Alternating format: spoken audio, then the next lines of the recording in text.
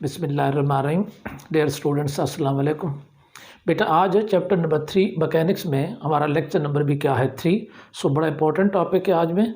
आज का क्वेश्चन ये है कि कंजर्वेटिव फोर्स क्या होती हैं। तो जब कंजर्वेटिव फोर्स की बात आती है तो हम इसको दो तरीके से डिफ़ाइन करते हैं। इसके हम दो टेस्ट करते हैं कि ये कंडीशन हो तो उस फोर्स को हम लोग क्या कहेंगे, कंजर्वेटिव। तो सबसे पहले हम टेस्ट नंबर 1 पे आते हैं, या डेफिनेशन नंबर 1 पे आते हैं, जिसके मुताबिक ये कहा जाता है कि हम उस फोर्स को कंजर्वेटिव फोर्स कहेंगे जिस फोर्स के ज़रिए काम अगर किसी क्लोज पाथ पे किया जाता है तो उसका रिजल्ट क्या आता है, ज़ीरो। यानी work done by the force along the close path is equal to zero, then this force is called conservative force.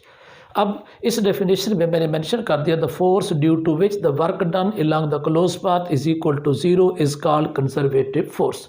सबसे पहले इस डेफिनेशन के मुताबिक हम इसकी एग्जांपल लेते हैं और डिस्कस करते हैं कि क्या ऐसा होता है। तो सबसे पहले हम किस चीज़ की एग्जांपल ले रहे हैं, स्प्रिंग फोर्स की। एक स्प्रिंग है जिसके साथ हमने एक बॉडी को अटैच कर रखा है और नॉर्मल पोजीशन जिसको मीन पोजीशन कहते हैं वो ओ है। हम स्प्रिंग को थोड़ा सा प्रेस करते हैं, स्प्रिंग पीछे चला जाता है, कंप्रेस हो जाता है, डी फासला तय करते हैं। जब स्प्रिंग को छोड़ते हैं ये बॉडी भाग के पीछे आती है तो यहाँ आ जाती है। इसका मतलब ये स्प्रिंग ए और बी के दरमियान ऑसिलेट करता है और किस पॉइंट से गुजरता है, ओ से, और ओ इसका कौन सा पॉइंट है, मीन पोजीशन। अब अगर फ़र्ज़ करें ए से लेके बी तक जाता है और बी से दोबारा ए पे आता है तो कितना वर्क होता है, इस चीज़ को हमने मेजर करना है। सो रिस्टोरिंग फोर्स जो स्प्रिंग के ऊपर अमल करती है बॉडी के ऊपर, एफ इज इक्वल टू किसके बराबर है, माइनस की एक्स के। Body moves from A to O and O to B and B to O to क्या होगा, ए। यानी उसने कंसेप्ट में समझाया कि एक बॉडी है इसका क्लोज पाथ ये है कि ए से चल के कहाँ पे आती है, ओ पे, फिर ओ से चल के कहाँ पे जाती है, बी पे, और बी से दोबारा किस पे आती है, ओ पे, ओ से दोबारा किस पे जाती है, ए के ऊपर। इस तरीके से 1 2 3 4 इसके 4 मुख्तलिफ पार्ट्स बनेंगे जिसको हम लोग यहाँ क्या करेंगे, स्टडी करेंगे। जो वर्क डन हो रहा है वो बाई द रिस्टोरिंग फोर्स हो रहा है जो इन दोनों के दरमियान रेजिस्ट करता है, और स्टीयरिंग फोर्स किसके बराबर होती है, F is equal to minus K X. Now the total work is equal to from A to O, from O to B, from B to O, from O to क्या होगा, ए। इसके मुताबिक ये नीचे मैंने मेंशन कर दिया। अब चूँकि ये वर्क छोटे छोटे पार्ट्स पे मुश्तमिल है तो हम उसको इंटीग्रेट करते हैं, इसको समझकर इंटीग्रेट करते हैं। सो वर्क एफ डॉट क्या है, डी एक्स, और ये निशान इंटेग्रल का होता है, उसके ऊपर जो छोटा सा दायरा लगा होता है इसको कहते हैं क्लोज पाथ, यानी ये दायरा कंटोर यानी क्लोज पाथ की अलामत है। इसके बाद ये इंटेग्रल फर्स्ट होगा जिसमें हम क्या लिखते हैं, ए टू ओ। तो ज़रा समझेंगे, अगर ए पे खड़े हैं तो किस फासले पे खड़े हैं, डी पे, ओ पे आएंगे तो फासला क्या हो जाएगा, ज़ीरो। ये देखिए X D X is equal to क्या होगा, ज़ीरो। फिर रिस्टोरिंग फोर्स है माइनस की एक्स, यानी फार्मूला होता है ना एफ इंटू डी एक्स। तो एफ की जगह क्या पुट करेंगे, माइनस की एक्स, और फासले की जगह क्या पुट करेंगे, डी एक्स, क्योंकि ये अलॉन्ग वन डायरेक्शन जिसको अलॉन्ग एक्स एक्सिस का नाम देते हैं। तो इसके लिहाज से बेटा अगर हम ए से ओ तक गए हैं तो फिर ओ से जब तक बी तक जाएंगे तो फिर ज़ीरो से लेकर कहाँ तक जाएंगे, हम लोग डी तक जाएंगे।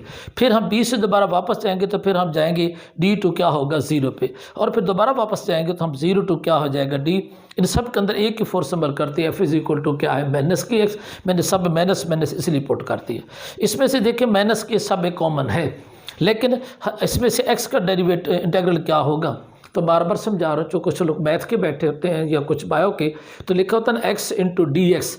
जब इसका इंटेग्रल लेते हैं तो एक्स की पावर में एक का इजाफा करके उसी पावर से डिवाइड कर देते हैं। मसलन F D X control is equal to 1/2 के दिस, यानी हमने इसका इंटेग्रल कुछ यूँ ले लिया कि जो लोग बैठे हैं एक्स इंटू डी एक्स, ये बायो वालों के लिए, इसका बेटा पावर किसके बराबर है, 1। तो हम इसे यूँ हल करेंगे, एक्स पावर 2 डिवाइड बाई 2, ठीक, जो पावर उसी से डिवाइड करते हैं। फिर उसके ऊपर लिमिट्स होती हैं, यहाँ जो लिखा होता है उसको लिमिट कहते हैं।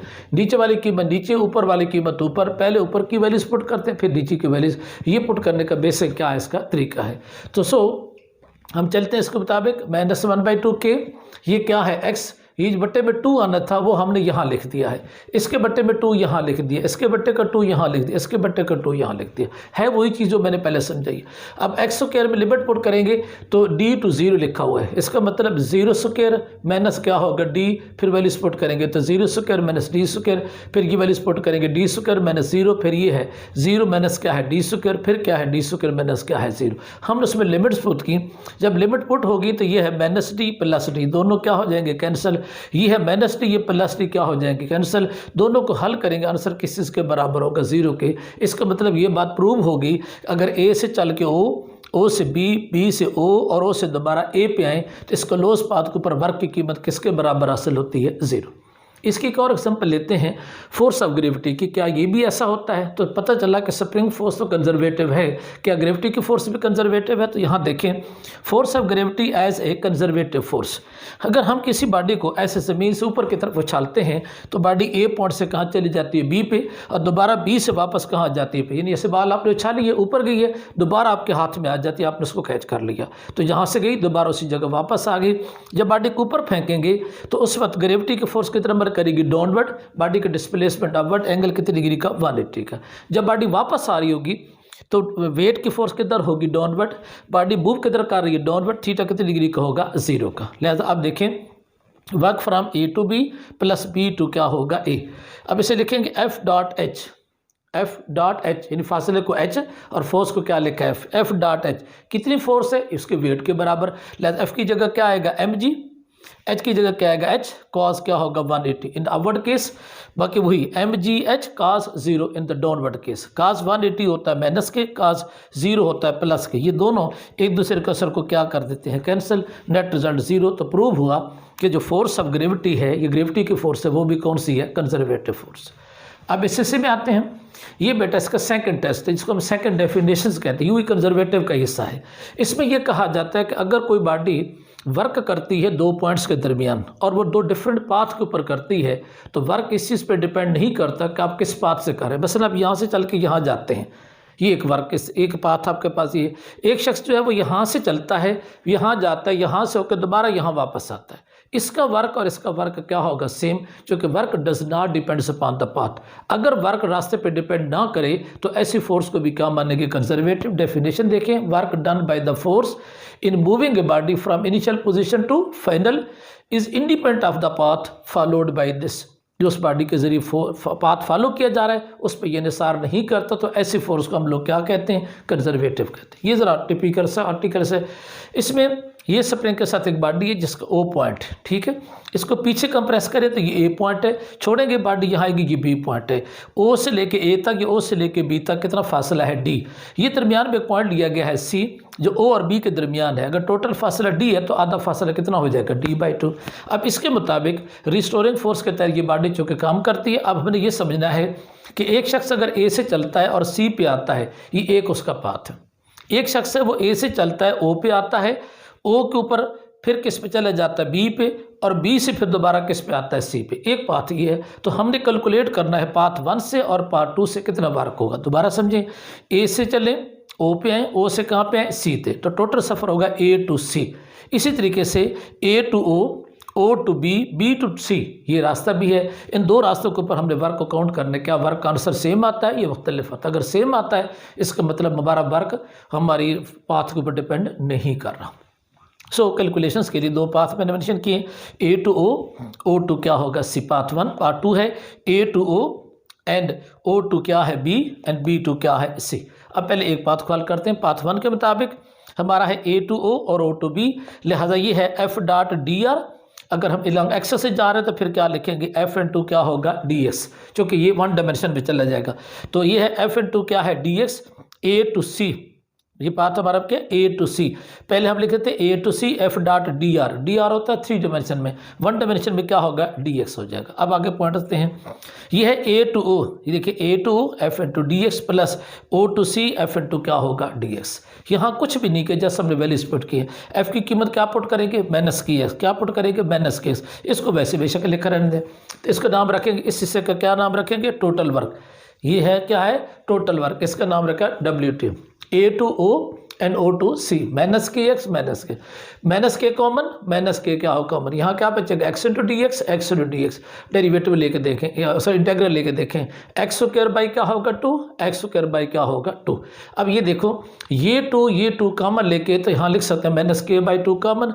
अब इधर 2 नहीं है तो इधर 0 पुट करें, 0 स्क्वायर, फिर डी माइनस डी स्क्वायर, फिर यहाँ डी बाई 2 स्क्वायर माइनस क्या होगा? 0 स्क्वायर। अब इसको हल करें तो ज़ीरो की तो कोई हैसियत नहीं होगी। यहाँ क्या रह जाएगा डी स्क्वायर, यहाँ क्या हो जाएगा डी स्क्वायर बाई क्या होगा 4। बेटा इसका आप एलसीएम लें, एलसीएम के मुताबिक हल करें तो ये -1/2 के ये और अंदर कीमत बैठ की -3/d स्क्वायर, इनको मल्टीप्लाई करें, आंसर आपके पास आ जाएगा 3/8 के डी स्क्वायर। ये वो वर्क है जो कि बॉडी ए से कहाँ तक आती है, डायरेक्ट सी तक सीधी आ रही है, ये वर्क हासिल होगा।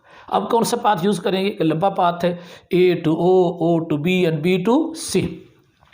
इसमें देखें हमने ए टू सी जाना है, टोटल वर्क ए टू पहले ओ पर जाना है, ओ पे फिर बी से किस पे जाना है सी पे। इसमें 3 इंटेग्रल्स लेना है 1 2 3 जो टोटल, तो total work is equal to A to O F into D X, फिर ए ओ टू बी तो फिर क्या हो जाएगा एफ टू डी एक्स, फिर B to C F two क्या है डी एक्स। एफ की जगह सब क्या पुट करेंगे -kx, इधर भी इधर भी इधर भी, तो -k मैंने पहले क्या ले ली कॉमन, अंदर क्या ले दिया x, जैसे हमने ऊपर कर रहे थे।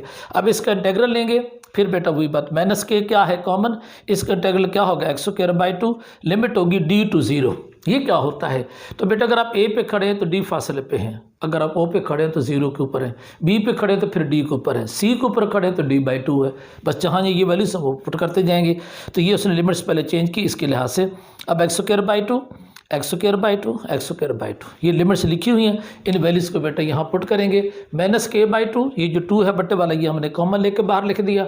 अब ये है वही फैक्टर्स जैसे पहले वहाँ लिखे होते हैं। अब लिमिट्स पुट करें 0² -d², फिर d² -0², फिर d/2² माइनस क्या होगा d², तो ये तो हुआ 0 और ये भी क्या हुआ 0, ये क्या बचा -d², ये क्या हो गया +d²। बेशक दोनों को कैंसिल करते हैं, इधर क्या बचेगा d²/4, इधर क्या बचेगा -d²। इस कीमत को यहाँ लिख लिया। अब इसमें इसके हमने -k/2 तथा इसमें से आप एलसीएम लेते हैं तो 4 एलसीएम आएगा, ये होगा d² - 4d²। इसको हल करें दिस, इनको से मल्टीप्लाई करें, ये आंसर। अब ये आंसर ए और बी इक्वेशन का देखिए क्या दोनों सेम है। इससे साबित हुआ कि यस कि अगर हम वर्क करते हैं दो पाथ के ऊपर ए से सी तक जाएंगे और दूसरा ए से बी से सी पे आए तो कोई फ़र्क नहीं होगा, दोनों साइड के ऊपर वर्क का रिजल्ट क्या आता है सेम। इट मीन इस फोर्स के जरिए असर होने वाला वर्क रास्ते पे डिपेंड नहीं करता, पाथ पे डिपेंड नहीं करता, लिहाजा इस फोर्स को भी क्या कहेंगे कंजर्वेटिव फोर्स कहेंगे। तो ये था आज का हमारा टॉपिक जिसका ताल्लुक कंजर्वेटिव फोर्स के साथ। तो याद रखना है ग्रेविटेशनल फील्ड में जो ग्रेविटेशनल फोर्स है वो कंजर्वेटिव है, इलेक्ट्रिक फील्ड में इलेक्ट्रिक फोर्स कंजर्वेटिव है, मैग्नेटिक फील्ड के अंदर मैग्नेटिक फोर्स क्या है कंजर्वेटिव है। सारी वो फोर्सेस जो कि फ्रिक्शंस के नतीजे में पैदा होती हैं या विस्कस फोर्सेस जैसे होती हैं, ये फोर्सेस हम कहलाती हैं नॉन कंजर्वेटिव फोर्स। उस लेक्चर मुकम्मल हुआ हमारा, इंशाल्लाह मिलते हैं नेक्स्ट लेक्चर में। अल्लाह हाफिज़।